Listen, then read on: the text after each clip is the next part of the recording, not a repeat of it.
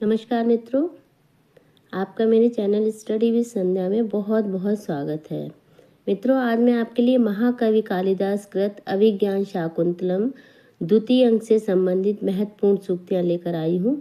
और इससे पहले के वीडियो में मैंने प्रथम अंक से संबंधित सूक्तियों को करा दिया है। यदि आपने ना देखा हो तो मेरी चैनल के प्लेलिस्ट में जाके देख सकते हैं। तो चलिए शुरू करते हैं द्वितीय अंक की सूक्तियों से। सर्वप्रथम है गंडस्योपरि पिंडका संवृत्ता। अर्थ होगा यह और फोड़े पर फोड़ा हो गया। ये सूक्ति विदूषक द्वारा कथित है। जब राजा दुष्यंत, वो वैसे भी दुखी था कि राजा दुष्यंत की शिकार खेलने की आदत से, और उसके पश्चात जब वो शकुंतला को देख लेते हैं तो वो जंगल से तपोवन से वापस ही नहीं जाना चाहते हैं, वो राजमहल वापस ही नहीं जाना चाहते हैं। इस पर वह और अधिक खिन्न हो जाता है और अधिक दुखी हो जाता है। उसके पश्चात वह ये इस पंक्ति को बोलता है। अगली सूक्ति है अरण्ये मया रुदितम आसीत। ये भी विदूषक की ही सूक्ति है। वो विदूषक राजा से परेशान होकर कहता है कि मैं अरण्य रोदन कर रहा था, अर्थात मैं जंगल में रो रहा था। यानी कि आपसे तो कोई बात कहने का कोई मतलब ही नहीं है, कुछ भी कहो लेकिन आप मेरी बात नहीं सुनेंगे। आगे देखें। कामी स्वताम पश्यति। अर्थ होगा कामी व्यक्ति सर्वत्र अपनी ही बात देखता है।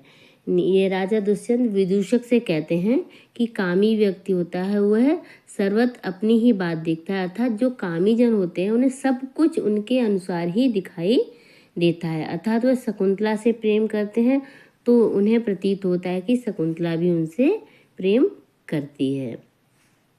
आगे देखें। एवं आत्मा भी प्राय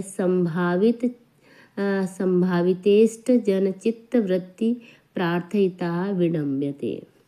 अर्थ होगा अपने भावों के अनुसार ही अपने प्रिय व्यक्ति के मनोभावों की संभावना करने वाला प्रेमी हंसी का पात्र होता है।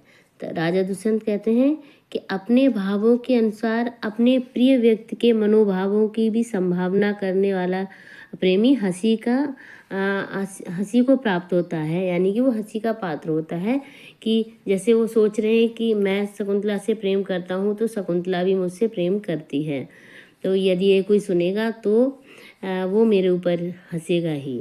आगे देखें। त्रिशंकुरिवांतरा तिष्ठ। ये विदूषक का कथन है। वो राजा दुष्यंत के ऊपर नाराज होते हुए कहता है कि आप त्रिशंकु की तरह ही लटके रहिए।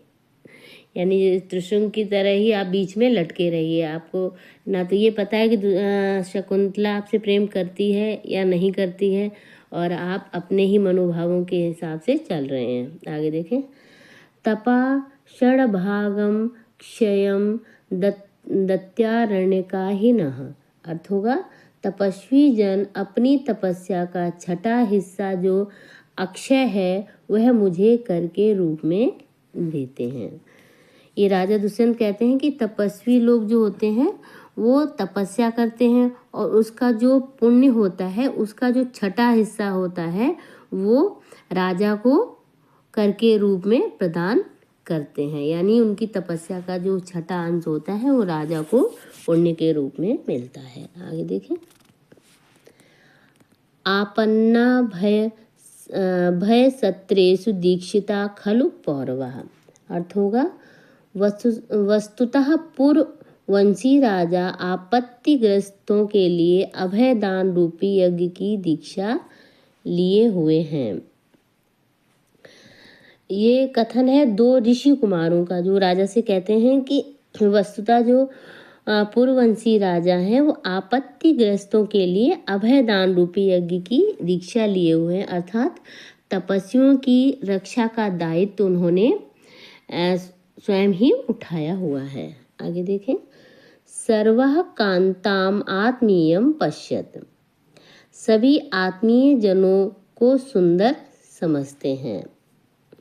ये राजा दुष्यंत विदूषक से कहते हैं कि सभी व्यक्ति होते हैं, उन्हें जो अपने आत्मीय जन होते हैं, अपने प्रिय जन होते हैं, वो सुंदर ही प्रतीत होते हैं। तो इस तरह आज द्वितीय अंक से संबंधित मैं 8 सूक्तियाँ आपके लिए लेकर आई थी। आगे तृतीय अंक से संबंधित सूक्तियाँ लेकर आऊँगी। तो यदि आपको मेरा ये वीडियो पसंद आए तो कृपया लाइक करें, शेयर करें और मेरे चैनल को सब्सक्राइब करें। धन्यवाद।